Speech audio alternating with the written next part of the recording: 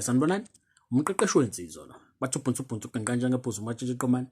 Bathi umfane empane lesamncane odanga bathi diabetes Mdala cha bamsukela bakithi ingane ehlazo cha. Ufunza abaphathi bezonqomlalo odwelushezi bathi Nentombi zimdatha ngetsha zithi muhle webhunsu. Umuhle wematshitshi qomani. Kunensizwe engibhalelile la. Mfowethu ubhalile wathi ngiyethemba uyaphila bhuti. Well ngiyaphila mfowethu. Ngithembe na ukuthi uyaphila la khona. Uthi ubafike ngiyinsizwa egezile ngempela, hayi indaba yokudlala. So angazi kuwena mfowethu ukuthi la mazwi noma loya line uzwakala kanjani, but that is what I advocate for, yabo. So emhlabeni akufanele uphile sengathi mawufa uneshow ukuthi usazophinda ubuye, mhlawumbe unenye impilo esakulindile. So le noma ungayiwaster vele hayi ngizobuya times 2 sengiserious ke kule yesibili. No, phila emhlabeni ukhombisa ukuzithanda, ukhombisa ukuzihlonipha, ukhombise nje ukuzazi mfowethu. Yabo ungaphili sengathi hayi uyiwaste nje impilo nje ungazihloniphi, ukhethe okubi ngawe kubeni kukhona okuhle ngawe. Izincome uzijwayeze nje izinto ezinhle ngawe, yabo. So mangabe wenza kanjalo ke kuyakusiza kakhulu. Njengoba kubuza ukuthi angazi lo line uzokala kanjani kuwena. Mhlambe kuwena uzokala njengokuphapha noma uqina noma ukuzithanda. Kodwa ke noma ngathiwa uzwakala kanjani kumina nawe akunamsebenzi lokho. Okunomsebenzi kakhulu ukuthi umfowethu yena uzizwa kanjani ngaye. So ngiyayijabulela ke indlela azizwa ngaye, yabo. So njengoba eziveza ukuthi yena insizwa njani egezile ngempela hayi indaba yokudlala. So into enhle leyo. Ziqaje ngobuwena, khombisa ukuzithanda. Kodwa uthi umfowethu ke ngeke ngithi kuwena musu ukhetha into embi ngawe ekubeni ikhona into enhle. Unayo option yokukhetha into enhle. Why ukhetha into embi?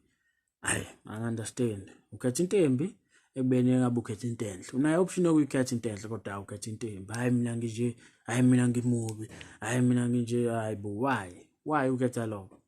Ngoba utshelwe kanjalo ukuthiwa hayi umubi. So nawe uzolelela leyo nto abantu abakutshela yona. Then uphile ngayo uziphilise kabuhlungu. Come on. Uthi ubafuke kunentokazi lathizeni engithole ukuthi iyangifuna. Ngizwe ngomngani wayo kodwa nami sengize ngazibonela ngawami ngaqiniseka lokho. Very good mfowethu ukuthi uqinisekise lokho ngoba indaba yenziwa bethi ayisebenzi, yabo. Indaba ukuthi ngizwe kuthiwa uthi umngani wayo uyangifuna no. Fanele uzitholele wena ukuthi kunjalo yini, yabo. So uyabona nje mawungakazi ube nomuzwa mfowethu okufunwa intombazane hayi uyaphuthela. But ke I hope ngelinye ilanga nawe yokube nawo lo muzwa. Ifikele nje ingane kuwena nangendlela eyenza ngayo. Yabo nje ubone ukuthi hawu la iyangiqathakela ipenalty elula. Njengoba ngihlezi ngisho ukuthi awegeja khona kunjalo. Ipenalty akusho ukuthi siphakathi nethini uyakwazi ukuyigeja khona kunjalo ngani ngendlela owenza ngayo mangabe ungenzi kahle, yabo. Kodwa nakhona kumuntu mangabe ekufuna you must be careful, yabo. Ngoba kwesinye isikhathi kuyenzeka uzitshela ukuthi umuntu uyakufuna kanti hayi umuntu isidalwa sakhe uyazirelaxela indlela enza ngayo. Wena uzitshela ukuthi uyakufuna kanti hayi isidalwa sakhe wenza kanjeni, yabo. Yabona mina ngisasaya wathi le khona ingane eyayihlala phambi kwami mhlawumbe udlula ama desk out 2 bese kubiyona. Ngifika ngisayi fresh. Njalo le ngane mayibheke emuva ibheka ngapha. Evele ibheke ngakumina nesmile. Ayibo ngize ngijudge table. Lo muntu lo wachazeka kangaka. Hayi njalo ekwenza lokho. Ngaze ngayithetha uyangifuna. Hayi kwathi sihambela nenye inkabi yami nje ayasho ngathi mangimchazela le ngane uthi hayibo yazi le ngane iyangifuna kanje. Yinhle phela le ngane. Shaya ngesmile. Wathi hayi nakumina iyakwenza lokho. Ngaphoxeka mfowethu ngizwe ukuthi hayi kanti nako abanye yakwenza lokho. Ngaqala ngamnaka manje ngambona isidalwa sakhe ukanje. It's not like mhlambe uyangifuna or something. Mekhuluma nawe ukhuluma ngesmile yabo nje that's why emuhle, yabo. So hayi lesi simakethayo nje sangaleso sikhathi isidalwa sakhe udalwe kanjalo. So sengabantu sidalwe ngendlela eningi. So be careful. Kuyenzeka ukuthi uyangifuna kanti ushaya eceleni, yabo. So uthi uyagadla ibhimbi khwaya. So it's a normal thing. Kodwa phela kusho ukuthi nawe fanele usabeke ukuzama. Ngoba uzitshela ukuthi hayi mhlawumbe isidalwa sakhe. Hayi gadla ziphuka mfowethu maziphuka, yabo. Kodwa ukuthi ubafuke kodwa ke nansi inkinga. Uma siphambi kwabantu uyathanda ukungikhulumisa. anginake, akhombise injabulo. Kodwa uma kwenzeka ngihlangana naye ehamba yedwa, uvela abande nje, noma ngithi ngiyamkhulumisa, akhombise ukungisaba, ngangibuke ngisho ukungibuka emehlweni, angishalazele. Kodwa ukushalaza kwakhe yilokhu okunesimali phakathi kokuchazeka. So ukushalazela mfowethu akulona icala, because naye she's feeling your presence. Yabo, umuntu uma ngabe ekuchaza mfowethu, kuyenzeka uhluleke ngisho ukumbheka emehlweni uma uyintombazane. Uma uyinsizwa cha, awukwazi ukushalazela intombazane, ugobhozela intombazane ngoba kwenze njani. Bheka emehlweni ungamshalazela.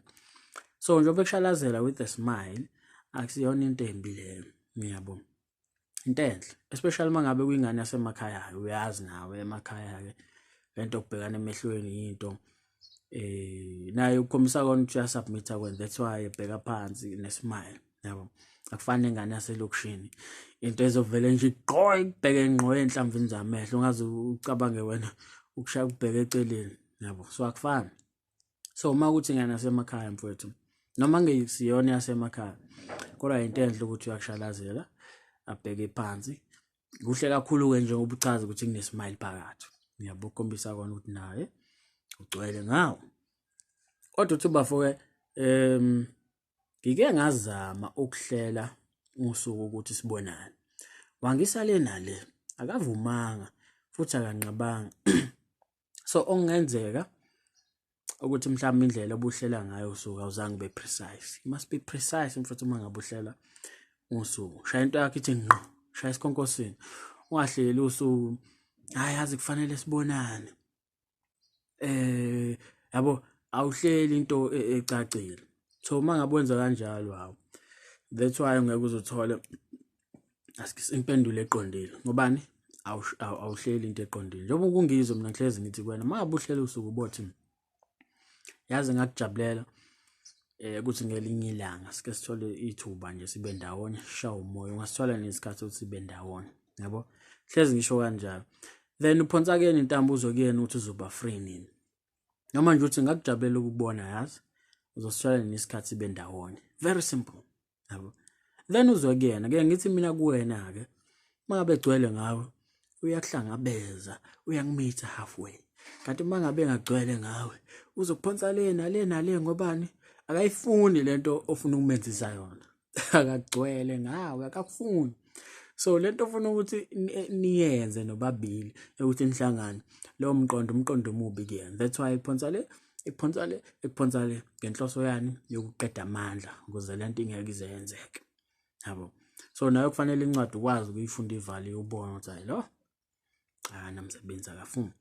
So engenzeka-ke mfowethu ukuthi wena indlela la obuhlela ngayo uzange ube precise, yabo.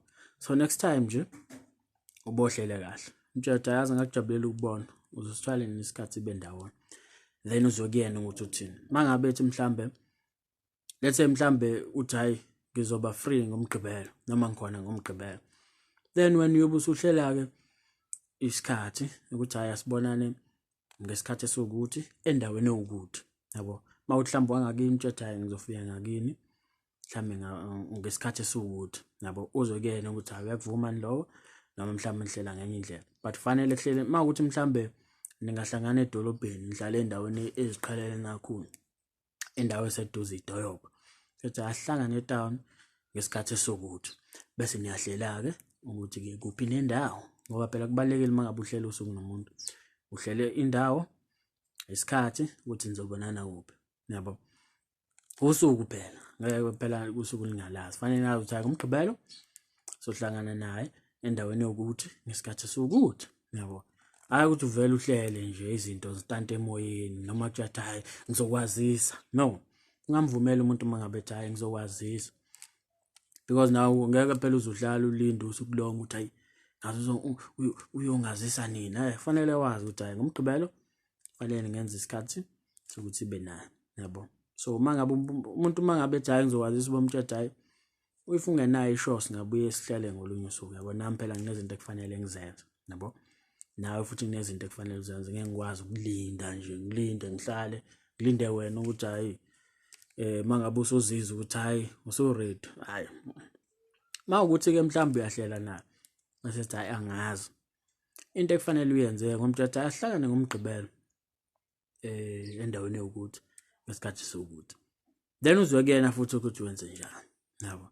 So mangabe engazi wena ohlelayo yabo uthi ahlangane ngomgqibelo then mhlawumbe uzokutshela hayi ngeke ngibhizi ngomgqibelo mhlawumbe ngaze ngibe free ngesonto then uhlele ngesonto ubheke nakuwena ukuthi uzokwazi ngesonto uhlele nakhona. Kodwa ke mangabe ngagcwele ngesosha ukuphonsa le. Kodwa nje next time mfowethu mangabe uhlela naye hlela into eqondile okhombisa ukuthi uyazi into oyenzayo and usumdala nangokomqondo yabo lenzisa wengane uthi ubafo ke engifuna ukwazi ukuthi kumele ngenze njani kulesi simo engibhekene naso ngoba ngiyasola ngathi ngizoyigeja le penalty wayivala lapho mfowethu. So njengoba mfowethu njengoba kuvezela ke mfowethu ukuthi ake ngithi nje kanje yabo nje ubusungivezela wena ukuthi lo muntu ugcwele ngawo yabo nawe uyasho futhi ukuthi ipenalty njengoba ngihlezi ngitshana as much as kuyipenalty kusangenzeka kwenze njani uyigeje. And enye into ebalekile oyivezayo la lo muntu uyasho ukuthi uyakuthokozela ukubona kuphi in public mangabe ninabanye futhi nibaningi uyakuthokozela ukubona leso sikhathi kodwa mangabe senindawonye kuba naloko kuba tense again yabo. So from now on mangabe nindawonye nawe mncishe le ukum-entertainer kakhulu yabo lento enayitholayo emthokozisayo ukubona mani baningi ngisho kuyona mangabe nindawonye nje zama ukuba ne-excuse mhlambe umthetho ngiyabuya ngimbatshela angithi ngisweni bani ethi hayi ngiyabuya naye uyihambela uzama ukumbalekela ukuze naye ezokwazi phela ukuthi akucrave. Kodwa nje into ekufanele uyenze zama ukuthi umbizele eceleni mase yamtshela hayi bomfathazi ngiyakujabulela phela ukubona ngiserious yabo ngakubona nini ukhombisa kona ukuthi hayi bo userious ngempela kulento le ufuna ukumbona. So njengoba kutshela manje angazi wenza njengoba sekuchazeleni yabo ukuthi angazi ke lo muntu umuntu ongakini noma umuntu ohlala le kude yabo wena ke uyobe usuwenza accordingly ngoba wena wazi ukuthi isimo sikanjani. Kodwa nje ungabe some entertainer kakhulu mani public fanele umenza crave naye umncishe le attention mangabe nibaningi ngoba uzayitholela attention fanele avume ukuthi nihlangane khona ezokuthola konke lokho akufunayo angakutholi esihlangana le nje nibaningi ajabuleka akhuleka yena mefuna ukubona fanele avume ukuthi nikwazi ukuthi nibonane nobabili yabo. So makuthi uyaqhubeka uyakudakela kanjalo nawe njengoba ngisho ungam-entertain kakhulu mani baningi ngoba lento ayifunayo uyamnikeza yona uyithola phi mangabe ni public futhi yena ujabulela ukubona nje makukhona nabanye abangani bakhe yabo nje ngaleso sikhathi uyachazela. Kodwa mangabe usuhlela ukuthi hayi asike sibonane ngapha ngasese sobabili sike sithole isikhathi nje sibe ndawona uyakubhampela. So mncisheke nawe la ethola khona kuzokwazi ukuthi kuvuleke la nawe la ufuna khona yabo ngoba mabe umvumela entertainer kakhulu mani public nibaningi nabangani benu kuzoba nzima ukuthi avume nibe ndawona because uyakuthola yena kufunayo yabo. So ngiyathemba uyangizwa ke mfethu. So mangabe nesifisa sokubhala emqeqeshi wensizwa ungambhalela ku-email ethi mqeqeshiwezinsizwa@gmail.com uma nje ufisa ukuthi mina nawe sibonisane ngodaba lakho. Ukhumbuleke mfethu ukuthi mqeqeshi wensizwa ikhale injabulo sho mfethu.